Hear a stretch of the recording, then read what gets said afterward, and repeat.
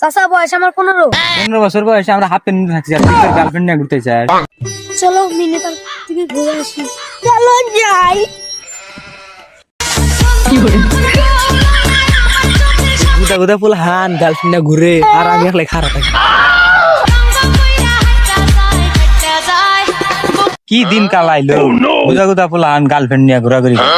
এই মিনি পার্কটা হয়ে আরো সব সর্বনাশ করে দিই। আগে তো রাস্তা দিয়ে ঘোরাঘুরি করছে মাসে দেখছে ডরাইছে। আর নদীর মাঝখানে একটা পার্ক বানা দিচ্ছে এখানে এসে ব্যক্তি দিয়ে পারাপারি করে কেউ আর দেখাও না চুকাও হারে না।